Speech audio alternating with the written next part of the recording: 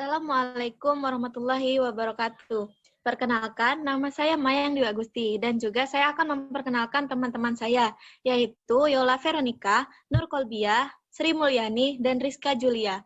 Baiklah, di sini kami akan mempraktekkan naratif terapi untuk memenuhi tugas dari mata kuliah pendekatan kontemporer konseling.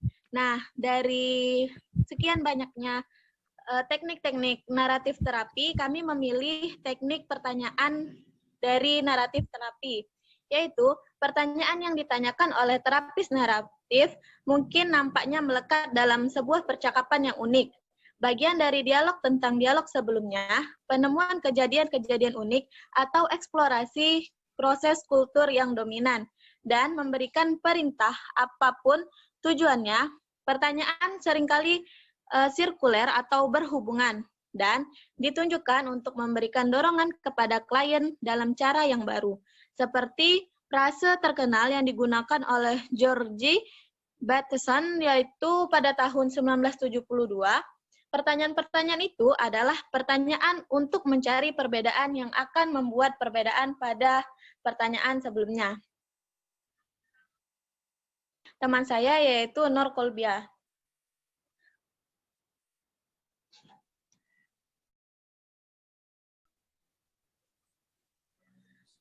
Selanjutnya, materi akan dijelaskan oleh teman saya, yaitu Nur Kolbia. Materi selanjutnya akan dijelaskan oleh teman saya, yaitu Nur Kolbia. Ya, baiklah. Jadi saya akan melanjutkan. Terapi ini yaitu menggunakan pertanyaan sebagai upaya untuk menghasilkan pengalaman daripada mengumpulkan informasi. Jadi tujuan bertanya di sini adalah untuk terus menemukan atau membentuk pengalaman klien atau konseli, sehingga terapis memahami arah mana yang harus ditempuh. Nah, pertanyaan yang selalu dimulai dengan merespek secara positif keingintahuan dan keterbukaan. Nah, terapis naratif ini bertanya dari posisi yang tidak tahu, di mana berarti bahwa mereka tidak memberikan pertanyaan yang kiranya mereka sudah mengetahui jawabannya. Menurut Mock tahun 1997 menjelaskan bahwa posisi ini sebagai berikut, yaitu berkebalikan dengan normatif yang ada. Naratif mengharuskan konselor untuk mengambil posisi mencari tahu, memeriksa dan menggali informasi.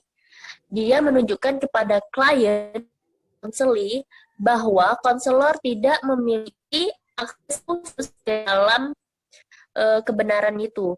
Terus konselor hanya memiliki peran untuk memahami pengalaman klien atau konseli. Nah, selanjutnya akan dijelaskan juga oleh Sri Mulyani. Persilakan. Baiklah, saya akan melanjutkannya. Jadi terapis yang menggunakan pendekatan naratif berusaha memilah-milah atau membentuk kembali wacana yang melatar belakangi masalah klien. Melalui proses bertanya, terapis memberikan kesempatan kepada klien untuk mencari tahu berbagai macam dimensi dalam kehidupan mereka. Dengan cara ini, mereka membantu membawa ke permukaan asumsi kultur yang tidak terucapkan yang berhubungan dengan pembentukan masalah pada awalnya. Terapis berperan dalam menemukan bagaimana masalah ini pertama kali menjadi jelas dan bagaimana masalah ini mempengaruhi pandangan klien terhadap diri mereka. Terapis naratif berusaha melibatkan orang dalam pembentukan kembali kisah-kisah tentang masalah mereka, mengidentifikasi arah yang diinginkan, dan menciptakan kisah-kisah lainnya yang mendukung arah yang dipilih tersebut.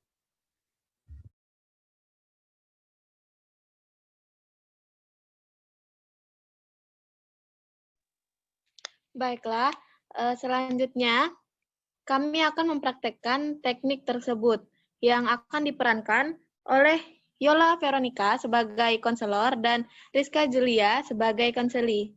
Selamat menyaksikan.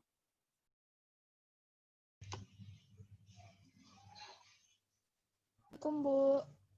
Waalaikumsalam, Nak Kajul.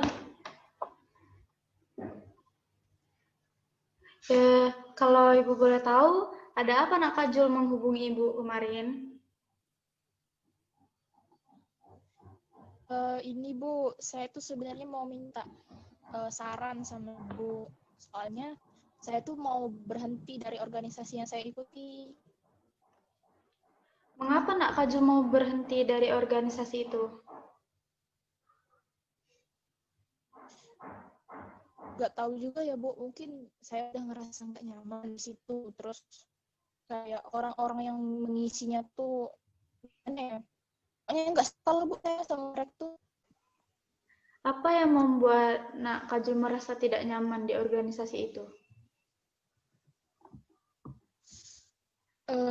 Apa ya Bu? Orang-orangnya sih Bu kayaknya. Soalnya mereka tuh nggak kompeten banget Bu.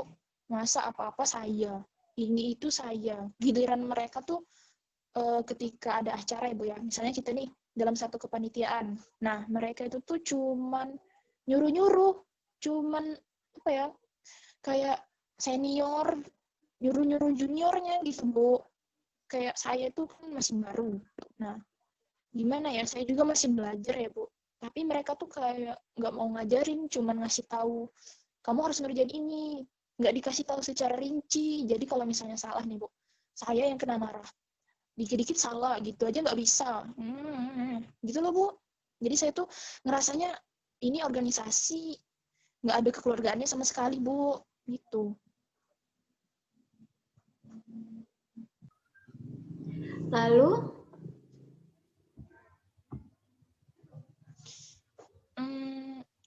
Pernah juga ya Bu ya, pengalaman yang paling menyebalkan itu tuh kan ada teman sekelas juga ya Bu, yang kita tuh ikut organisasi yang sama. Kemudian padahal dia itu tuh Bu yang harusnya bertanggung jawab pada hari itu, tapi dia tuh pergi ke ke kota yang lain, terus nggak bilang-bilang kan Bu. Saya taunya baru pas beberapa jam sebelum acara mulai, sedangkan belum ada persiapan sama sekali Bu.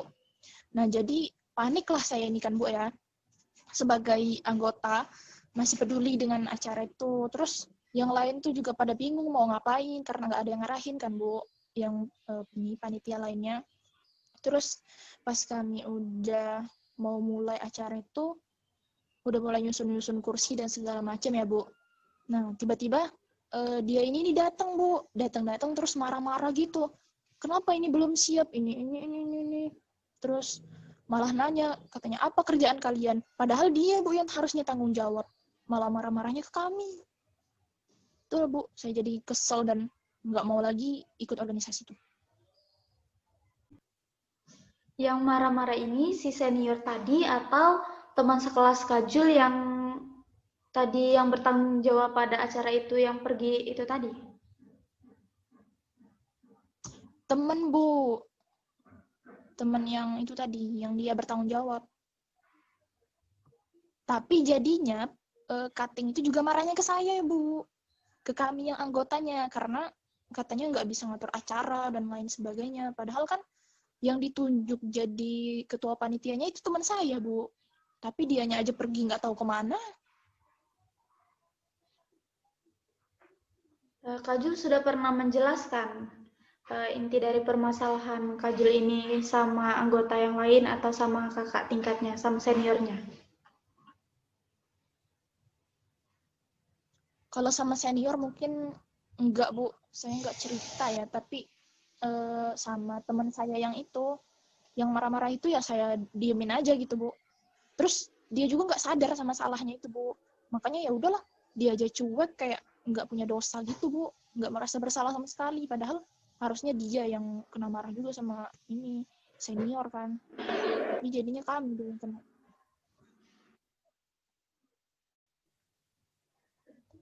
Dari sana, upaya apa yang telah Kajul lakukan dalam menghadapi masalah ini? Apa ya Bu, saya udah coba kayak kalau secara langsung itu ngomong enggak, cuman ke lebih sikap ya Bu. Saya jadi lebih diem kayak itu nah. Jadi menghindar dan kalau ada acara kumpul-kumpul organisasi kayak gitu, saya nggak mau ikut. Karena tahu pasti bakal diungkit-ungkit lagi tuh masalah. Padahal yang salah sebenarnya yang dalang itu ya biasa-biasa aja. Sampai hari ini pun dia nggak merasa bersalah, Bu. Jadi ya udahlah, mau gimana lagi. Satu-satunya jalan mungkin saya menjauh kayak itulah, Bu. Mencari lingkungan yang lebih positif supaya saya tuh nggak stres mikirin kayak gitu. Bagaimana jika Nak Rizka membicarakan apa yang Nak Rizka rasakan atau Nak Rizka keluhkan kepada senior Nak Rizka? Kalau ke senior, saya nggak kebayang deh, Bu. Soalnya mereka juga kan nggak terlalu dekat sama kami yang junior.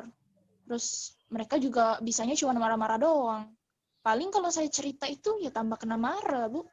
Katanya teman-teman kamu sendiri, kenapa kamu nggak bisa menyelesaikan masalah kamu sendiri, bukannya ngasih solusi, nah gitu. Ya gitulah, Bu. Kalau misalnya ngomong sama mereka tuh suka nggak nyambung.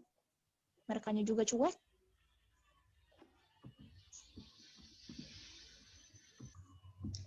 Di organisasi itu, Nak Rizka punya teman dekat.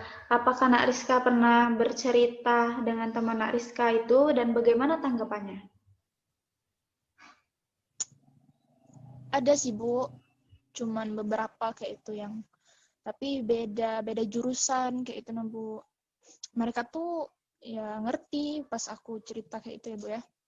Terus kata mereka, ya udah sabar aja katanya. Biarin aja nanti juga ini apa sih kayak dia tuh paham sendiri atau dia kena batunya sendiri kayak itu, nah, Bu. Paling ya kalau udah bosen sama organisasi, kata mereka nggak apa-apa keluar aja. Tapi mereka juga bilang deh jangan keluar katanya. Tetap bertahan aja manusia toksik itu nggak ada. Gitu, Bu. Tapi saya tetap aja sih ngerasa nggak nyaman ya, Bu ya. Karena walaupun ini cuma satu orang, ya masih aja lah, Bu, mengganjal kayak di hati saya tuh.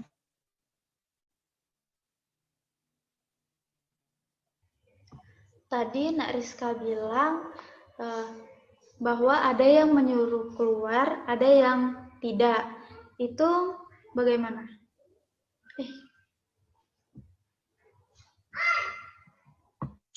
Ya kan ada beberapa teman ya, Bu. Kalau yang menyarankan keluar itu ya katanya, ya ngapain di sini lagi kalau misalnya kamu nggak nyaman, buat apa bertahan kayak itu. Nah, kita kan juga nggak bisa hidup kalau dalam keterpaksaan ya, Bu. Apalagi kalau jiwa-jiwa kita terganggu, bisa sampai stres kan bahaya juga, Bu. Jadi lebih baik keluar dari zona yang bikin kita nggak nyaman. Terus kalau yang satunya nyuruh bertahan itu tadi, katanya gini, kalau cuma gara-gara satu orang kamu nggak bisa bertahan lama, gimana dengan seluruh dunia ini, katanya. Nggak mungkin kan kita nih bertemu sama orang yang suka semua sama kita. Pasti ada aja yang nggak suka dan bikin kita tuh down, kayak itu, Bu. Jadi gimana cara kita survive aja sih, Bu, katanya. Harus bisa bertahan dari itu. Karena kalau kita bisa ngelewatin hal itu, pasti kita berhasil menjadi orang-orang yang kuat. Gitu, Bu. Jadi apa ya yang akan Nak Rizka lakukan sekarang? Sebenarnya saya tuh mikirin juga sih, Bu, kata-kata teman saya tadi soal yang bertahan di organisasi itu. Cuman saya juga nggak tahan, Bu, kalau mesti hidup dalam zona yang sangat bikin saya nggak nyaman. Itulah, Bu, saya jadi bingung. Makanya saya pengen minta ini dong solusi dari Ibu. Kira-kira menurut Ibu gimana? Apa saya harus keluar atau bertahan aja, Bu, di organisasi itu? Ibu mengerti apa yang Nak Rizka rasakan. Jadi solusi dari Ibu sebelumnya itu Nak Rizka ini harus mencoba mengkomunikasikan dulu dengan teman Nak Rizka yang menurut Nak Rizka tadi yang merasa membuat kalau dia itu membuat Nak Rizka merasa tidak nyaman. Nak Rizka belum kan tadi mencobanya.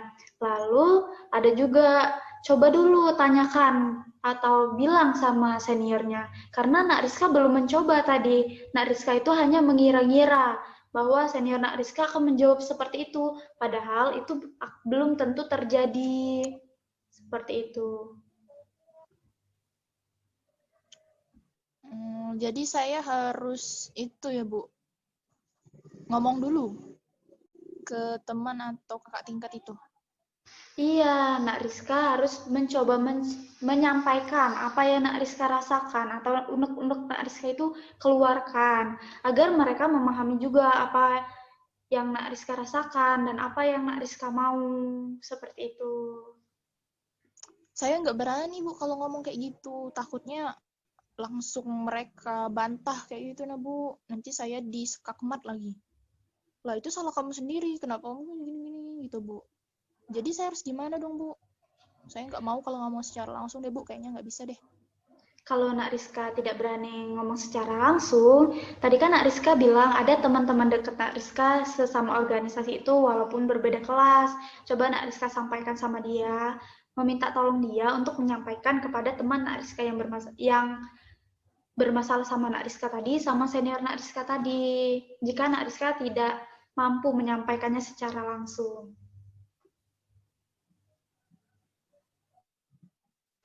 Oke Bu, jadi saya harus ini ya minta tolong sama temen ya Bu ya, buat bantu menyelesaikan masalah ini. Benar sekali, jika Nak Rizka tidak bisa sendiri, apa salahnya kita meminta bantuan teman-teman kita? Oke Bu, terima kasih. Saya jadi lebih terbuka pikirannya Bu. Saya nggak kepikiran nih untuk minta tolong teman kemarin tuh. Soalnya saya pikir mereka juga banyak masalah yang lain kan Bu. Nggak mungkin saya membebankan masalah saya sama orang lain juga. Tapi ya nanti saya coba lah Bu ya. Terima kasih Bu.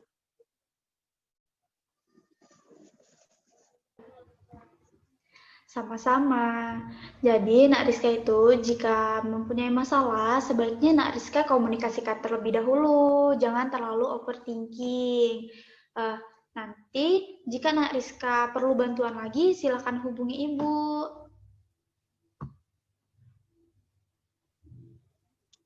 Iya Bu, baik Bu.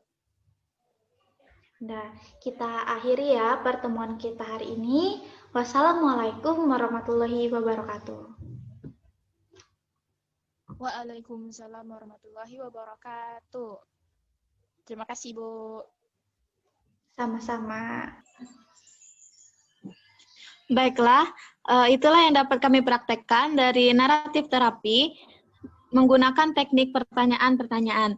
Dan dapat diingatkan bahwa naratif terapi ini dapat digunakan dalam segala masalah. Nah, itulah yang dapat kami praktekkan. Saya tutup. Wabillahi taufik wal hidayah. Wassalamualaikum warahmatullahi wabarakatuh.